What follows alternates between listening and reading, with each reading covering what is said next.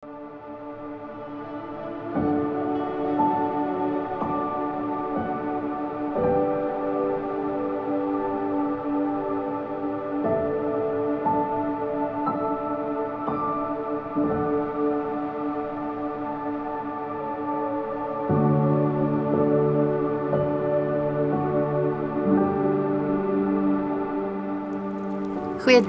en baie welkom.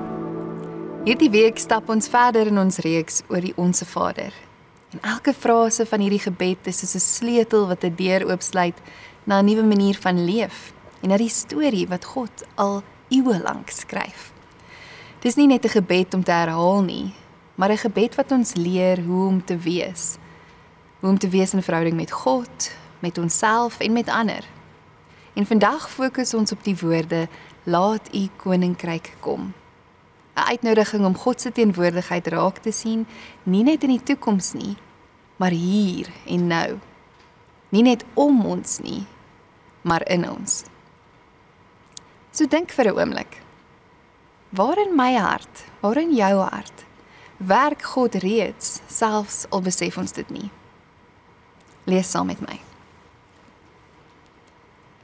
En hulle sal nie sê, kyk hier of kyk daar nie, want kyk, die koninkryk van God is binne in julle.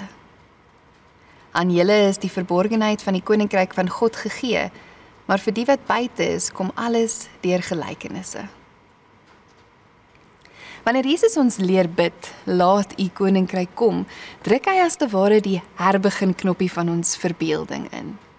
Hy roep ons uit 'n wêreld van voorspelbare patrone en van vaste idees in 'n ruimte waar God se teenwoordigheid en sy heerskappy nie beperk word tot mensgemaakte strukture of politieke mag nie. Hy kom verander ons prentjie en gee vir ons 'n manier om te sien soos hy sien. Vir eeue lank het God se volk die koninkryk gesien as 'n sigbare, uiterlike politieke werklikheid. In hulle verwagting sou die Messias kom om die Romeinse ryk te vernietig. Die Messias sou kom om die tempel te herbou, om Israel weer as wêreldmag te vestig, om die onderdrukking te verlig. En hierdie hoop was diep verweef met hulle geskiedenis. Jy hoor dit reeds in 1 Samuel 8, toe Israel vir Samuel vra, stel vir ons 'n koning aan, soos al die ander nasies het. Dis 'n versoek wat dalk op God se hart swaar val.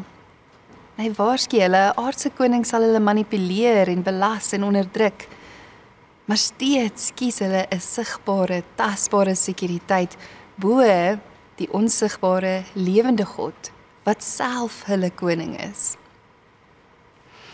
As ons eerlik is, doen ons dikwels presies dieselfde. Ons kyk buite onsself, na 'n sterk leier, na 'n betroubare stuk dogmatiek, 'n goed geboude stelsel, selfs na geestelike formules en resepte, enige iets wat vir ons kan sê wat om te doen, en wat vir ons 'n gevoel van beheer gee. Maar Jesus draai hierdie verwagting radikaal om. Hy sê, die koninkryk van God is binne in julle. Nie daar aan die kant die heuwel nie, nie eendag in die toekoms nie, maar hier en nou. Jy kan dit nie besit of beheer nie. Jy kan dit net ontvang. Soos 'n klein saadjie wat in die donker grond lê, begin dit stilweg lewe bring lank voordat jy die volheid daarvan sien. Hierdie koninkryk begin nie by 'n mars op die strate of 'n groot konferensie nie, maar by 'n fluistering in jou hart. Dit kan so subtiel wees, maar dis kragtig wanneer ons begin oorgee en oopmaak vir dit wat die Here wil.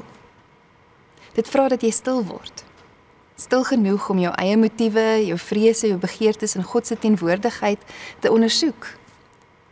Dit vra dat jy leer luister na die sagte stem wat maklik bedrink word deur geraas en pligte en planne. Gebed help ons om presies dit te doen. Dis meer as net woorde rig aan God, dis om saam met hom te kyk, soos twee mense wat langs mekaar by 'n venster staan en dieselfde landskap in stilte bewonder. Jy vra, Here, wys my waar u koninkryk reeds aan die werk is in my lewe. Wys my waar u koninkryk aan die werk is in my verhoudings, in my besluite. En as jy dit begin sien, dan raak jy nuuskierig. Here, hoe lank was U al hier besig? Here, hoe lank was U besig om my te wys en te lei en in my in te werk sonder dat ek dit raak sien? Hoeveel oomblikke van liefde en van geregtigheid en van genade het ek misgekyk, omdat ek soek na iets groot en dramaties.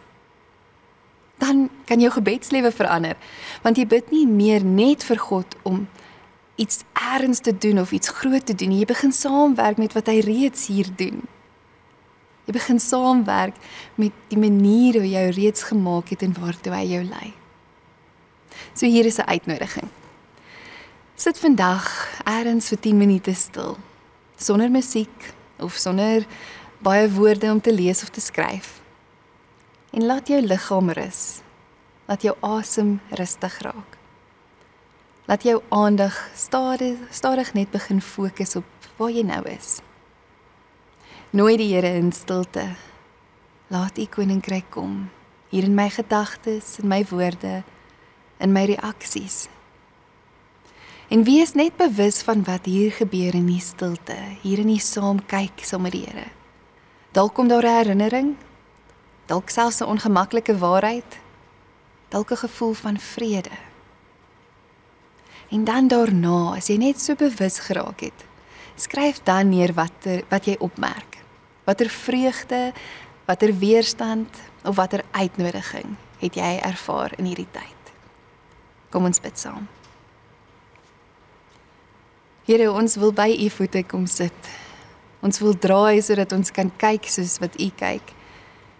Here, ons wil U vra om vir ons te wys. Wat is U besig om in ons lewens te doen, deur ons lewens te doen? Kom ondersoek saam met ons harte sodat ons kan sien.